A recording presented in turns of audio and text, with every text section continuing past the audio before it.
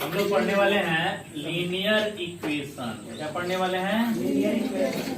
Linear equation in one variable.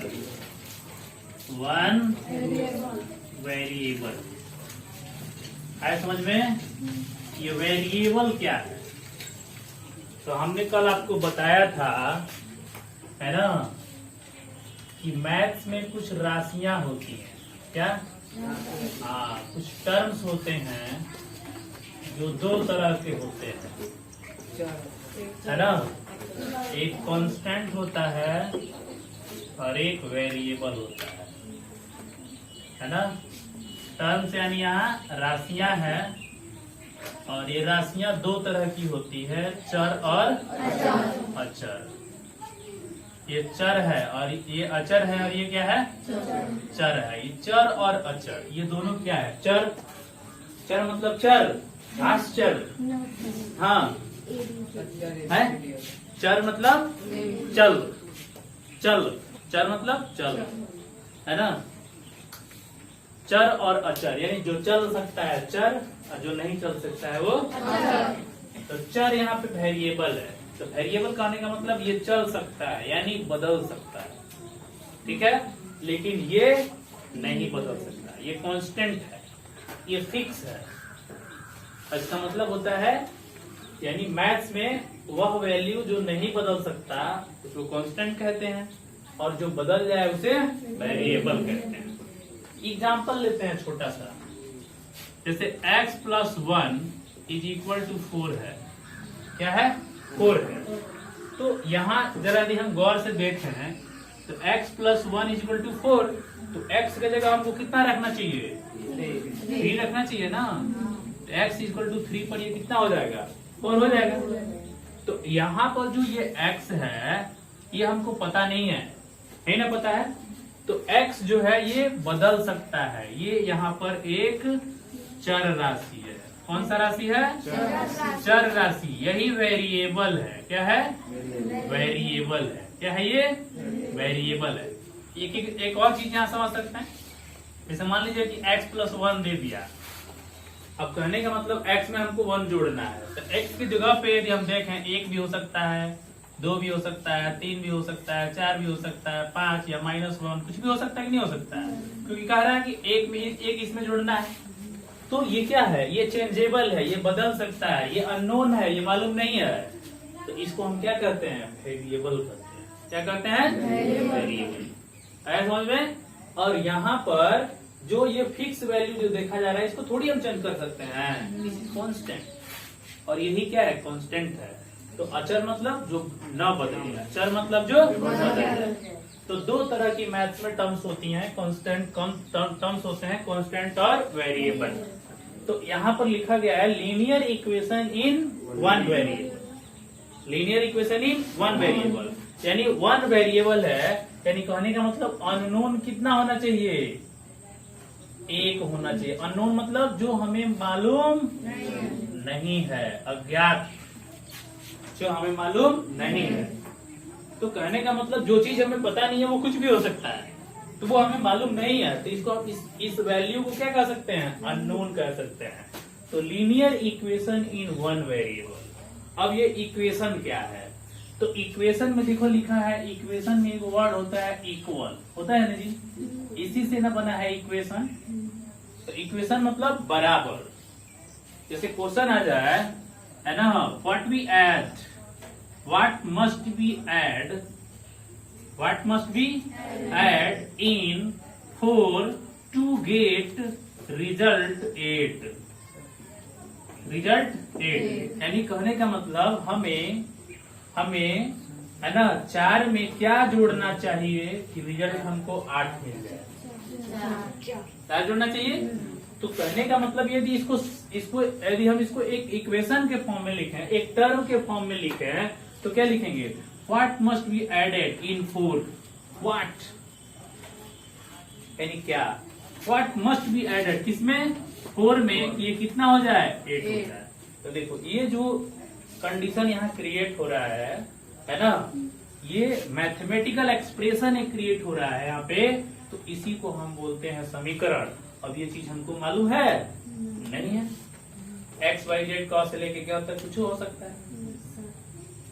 सकता है ना। यदि जो हमको मालूम नहीं है, यदि मान लो हम सीखे हैं तो कह देंगे 4 बराबर 4 4 बराबर 8 हो जाएगा।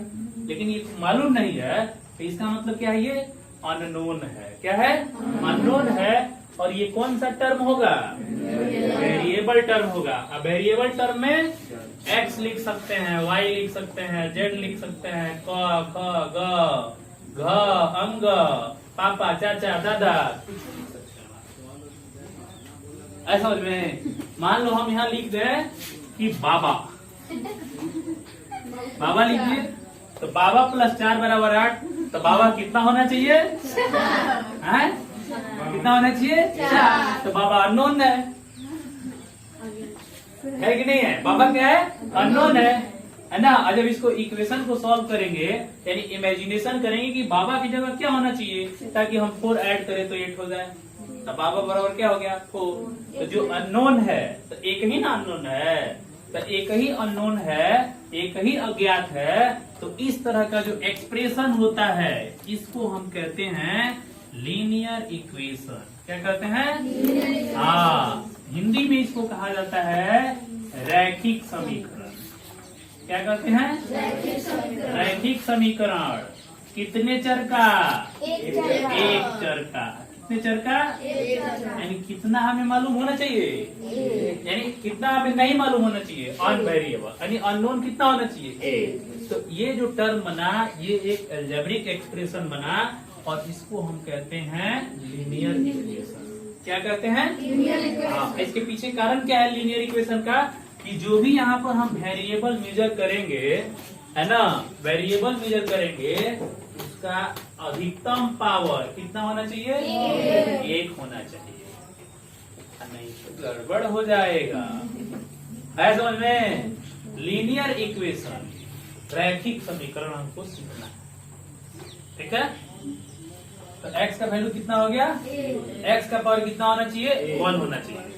अब देखो, तो what must be added for to get result. तो व्हाट यहाँ लिखे थे ना, तो इसका मतलब ये अननोन है, तो कुछ भी हो सकता है, क भी लिख दो चाहे ख भी लिख दो, कुछ भी लिख दो, यानी हमें उसका वैल्यू मालूम करना है, समझ में। तो अननोन यानी जो हमें मालूम नहीं है, तो अननोन इक्वल टू हमने क्या माना, बाबा। अब बाबा क्या आ गए, 4 आ गए। हाँ ठीक है ना। हाँ, तो ये क्या बन गया, इस तरह का जो ये जो टर्म बना, ये जो आपका एक्सप्रेशन बना, इसको हम क्या कहते हैं, लीनियर इक्वेशन। है समझ में। तो क्वेश्चन क्या है, what must be added in 4 to get result 8। है समझ में, क्या ऐड करें ताकि रिजल्ट, तो जो अननोन है और उससे जो मैथमेटिकल एक्सप्रेशन बनेगा उसको कहेंगे लीनियर इक्वेशन। क्या कहेंगे, लीनियर इक्वेशन। और एक क्वेश्चन लेते हैं कि जैसे मान लो लिखते हैं, है ना, क्वेश्चन है एक नंबर है x, है ना, x में हम कितना, x में हम 8 घटाएं, कितना घटाएं, माइनस करने का मतलब 8 माइनस करना है। x में 8 घटाने पर रिजल्ट 16 हो रहा है। कितना हो रहा है, हाँ, x में 8 घटाने पर रिजल्ट कितना बन रहा है, 16 बन रहा है। तो ये जो टर्म बना इसी को लीनियर इक्वेशन कहते हैं। मान लो हम कहें कि y में 4 जोड़ने पर 16 प्राप्त होता है, ऐसे नहीं लिखेंगे, y प्लस 4 बराबर 16। अब ऐसे लिखते कि 2 में 3 जोड़ने पर 5 प्राप्त होता है। तो हमको मालूम है, तो ये कोई समीकरण बना नहीं बना, क्योंकि इसमें अननोन नहीं है, सब मालूम है। लेकिन वही हम कहे कि z में 3 जोड़ने पर 6 प्राप्त होता है। तो बताइए आपको z मालूम है, नहीं है। तो z मालूम नहीं है तो ये क्या बन गया, समीकरण बन गया। क्या बन गया, समीकरण। क्या बना, समीकरण। है समझ में। हाँ, इसी तरह से है ना, y में 16 जोड़ने पर 32 प्राप्त होता है। तो कितना अननोन है इसमें, अननोन कितना है, एक। कौन है, y। 16 अननोन है, नहीं ना है, हाँ, 16 अननोन नहीं है। कौन अननोन है, y अननोन है ना। y में 3 घटाकर 2 जोड़ने पर, y में 3 घटाकर 2 जोड़ने पर 10 प्राप्त होता है। देखो बोल रहे हैं हिंदी में, स्टेटमेंट लिख रहे हैं मैथ में, ऐसा समझ में। तो स्टेटमेंट को किस में लिख देना है, मैथ के एक्सप्रेशन में लिख देना है। तो ये क्या बन जाएगा, लीनियर इक्वेशन।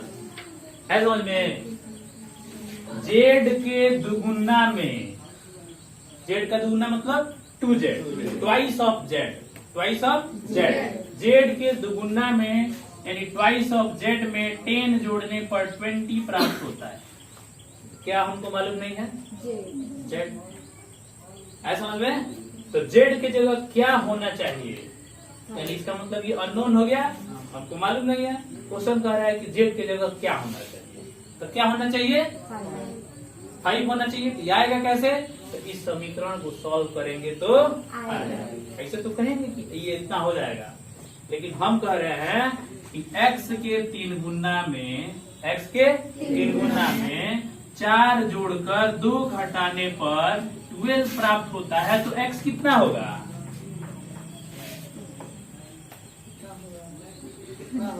टाइम लगेगा। हाँ, तो क्या हमको मालूम नहीं है, x। ये नोन है कि अननोन है, बोलो अननोन है ना। तो x हमको पता कर रहा है, ये x आएगा कहाँ से। तो समीकरण सीखे हो, सीख रहे हैं, है ना। तो x का मान निकालना, x का मान निकालना। तो हर जगह हम अननोन में क्या मानेंगे, x। y भी मान सकते हैं, z भी मान सकते हैं। तो ये x कैसे निकलेगा, यही हमको सीखना है। ऐसा समझ में। जैसे कि आप लोग याद कीजिए कि हम लोग फंसे कहाँ थे। x का 10% 20 है, कितना है, 20 है। तो x क्या है, क्वेश्चन आ गया। x क्या है, तो अननोन है, मालूम नहीं है। ठीक, कैसे सॉल्व होगा, x का मान कैसे सॉल्व होगा। तो क्या सॉल्व करेंगे, x सॉल्व करेंगे, समीकरण, इक्वेशन सॉल्व करेंगे। क्या बना है, समीकरण। समीकरण सॉल्व करने से x आएगा। 50% of 2000, 50% of 2000 plus x is equal to 20,000, नहीं 2000। ठीक है, तो x बताना है। क्या समझ में, x क्या है, अननोन है। क्या है, x निकालेंगे, कैसे निकालेंगे, समीकरण से। तो समीकरण को क्या करेंगे, क्या करेंगे, बनाएंगे, मिर्चा मसाला डालेंगे, चमक के आंच लगा के बनाएंगे। क्या करेंगे, हल करेंगे। क्या करेंगे, हल करेंगे। किस मान के लिए हल करेंगे, क्यों हल करेंगे, x के लिए। x अज्ञात है, अननोन है। ऐसा समझ में, x क्या है, अज्ञात है। जैसे मान लीजिए ये x में 5 से भाग देने पर 20 प्राप्त होता है। कितना प्राप्त होता है, 20 प्राप्त होता है। तो x है क्या, अननोन है। कैसे निकलेगा, x कैसे निकलेगा, समीकरण से। समीकरण को क्या करेंगे, हल करेंगे। क्या करेंगे, हल कैसे करेंगे, मालूम नहीं सर। क्रॉस मल्टीप्लिकेशन, हाँ, क्रॉस मल्टीप्लिकेशन, उसको हिंदी में कहते हैं पार गुणन। क्या कहते हैं, वो सब सीखेंगे। यानी ऐसा आएगा तो उसको हल करेंगे, तो उसके लिए विधि सीखेंगे। क्या सीखेंगे, विधि सीखेंगे। तो समझ में आ रहा है समीकरण क्या है। जैसे मान लीजिए है ना कि एक कलम का दाम, एक कलम का मूल्य जो है x रुपया है। कितना रुपया है, x रुपया है ना, x रुपया है। तो 5 कलम वह खरीद रहा है। क्या कर रहा है वो, 5 कलम खरीद रहा है। तो 5 5 कलम का दाम कितना होगा? 5x हो जाएगा। 5 गुणे x बराबर 5x। 5x हो जाएगा। और दुकानदार को कितना रुपया देता है? 100 रुपया। कितना रुपया देता है? 100 रुपया। तो x यानी एक कलम का दाम कितना रुपया था? x रुपया। तो x निकालना है, तो कैसे निकलेगा? समीकरण से। तो समीकरण बना है, तो समीकरण कैसे सॉल्व करेंगे सीखेंगे। सब लोग ये चीज दिमाग में रखो कि ये सब प्रश्न आएगा और x का मान हमको क्या करना है? निकालना है। तो अब ये नहीं सोचना है कि निकलेगा कैसे, है ना सर, हमको नहीं आता है। हमको क्या करना है? इसको सीखना है। सबको ललक हो रही है कि x कैसे निकलेगा सर, कैसे निकलेगा सर? उठा के फेंक देंगे सर, निकल जाएगा सर, है? x कैसे निकलेगा यही सीखना है समझ में? बहुत लोग सर एक निकाल के दिखाइए ना सर, है? तो सबसे पहले समीकरण के हुलिया के बारे में जानेंगे। हाँ, हुलिया जानते हैं ना? है कि इसके पास क्या क्या होता है, क्या क्या होता है। चलिए समीकरण के हुलिया के बारे में जानेंगे, यानी हिस्से के बारे में जानेंगे। जैसे मान लीजिए कि x के 3 गुना में 4 जोड़ने पर x के 5 गुना 4 जोड़ने पर x के 5 गुना प्लस 5 में 3 जोड़ने के, है ना, 3 प्राप्त होता है।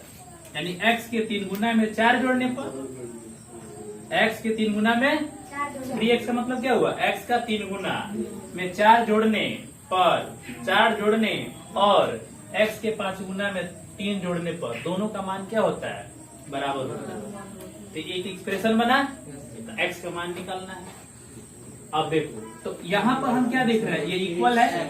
अब जितना भी इक्वेशन देखे सब में हम क्या देखे कि बीच में एक इक्वेशन है, इक्वेशन के एक साइड में भी एक टर्म है और दूसरे साइड में भी एक टर्म है। तो सबसे पहले आपको याद रखना है कि इस इक्वेशन में एक पार्ट यानी जो हमारा दायां हाथ है, इसके साइड का जो भाग है इसको हम कहेंगे RHS।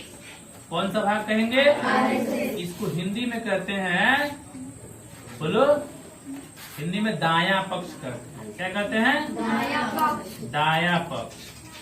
इधर वाले को कहते हैं LHS, यानी इसको कहते हैं बायां पक्ष। क्या कहते हैं? LHS का फुल फॉर्म होता है left hand side. Left hand side.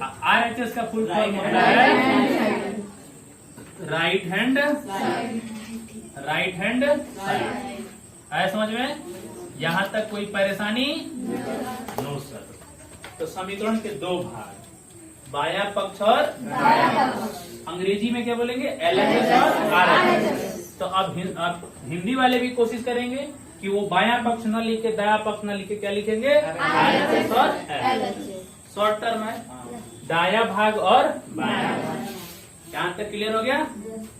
अब देखो, अब क्या करना है? अब जो है RHS में भी और LHS में भी, है ना, आपका बोर्ड मास लगा होगा। क्या लगा होगा? बोर्ड मास। क्या लगा होगा? B फॉर ब्रैकेट, ब्रैकेट लगा होगा, ऑफ लगा होगा, डिवीजन होगा, और क्या होगा? मल्टीप्लाई भी होगा और एडिशन भी होगा। क्या होगा? और सबट्रैक्शन भी होगा। कौन होगा? हाँ, सबट्रैक्शन भी होगा, सब होगा। आए समझ में? क्या होगा? सब होगा। बात समझ में आ रहा है? तो बोर्ड मास का भी रूल यहाँ पर आपको लगेगा, है ना, मतलब उसमें जो है ये सारा चीज आपको देखने को मिलेगा, है ना। लेकिन उसको सॉल्व करने के लिए आपको बोर्ड मास का भी कहीं जरूरत पड़ सकता है, आप लगा सकते हैं। जैसे मान लीजिए यहाँ पे गौर से देखिए, ये है 3x + 4 = 5x + 3, और यहाँ जो है अननोन क्या है जी? x है। अननोन क्या है? अब वेरिएबल क्या है? x ही है। चर क्या है? x है। चर भी क्या है? x है। है समझ में? तो x का मान हमको क्या करना है, निकालना है। तो आपको इतना तो क्लियर हो गया ना, LHS और RHS। अब जरा सुनिए, यदि आपको सवाल दिया हो नॉर्मल इस तरह से 3x + 4 = 8, इसको भी हटा देते हैं। x + 4 = 8 आपको सवाल दिया है और यहाँ x का वैल्यू आपको क्या करना है, निकालना है। तो अब एक बात दिमाग में रखना है, क्या कि अननोन को एक तरफ, अननोन को एक तरफ, नोन मतलब जो हमें मालूम है, अननोन मतलब जो हमें मालूम नहीं है। अननोन को एक तरफ और नोन को एक तरफ कर देने से हमारे आधे से क्या, आधे से ज्यादा सॉल्यूशन हो जाता है। देखो x + 4 = 8 है, इसमें अननोन कौन है, x है ना। तो इसको बराबर के एक साइड में रखेंगे, चाहे इधर रखो चाहे इधर रखो, है समझ में? तो x एक ही ना है हमारे पास, तो x हमारे पास एक ही है। अब ये बराबर हो गया, तो मान लेते हैं इसको LHS में रखते हैं। तो 4 को किस साइड में लेके जाएंगे, RHS में। किस साइड में, RHS में। अभी कहेगा कि फ्री में जाएंगे, ऐसे नहीं जाएंगे बराबर के उधर। तो क्या करेगा, ई जहाँ का है वहीं रहेगा। अब ई जो है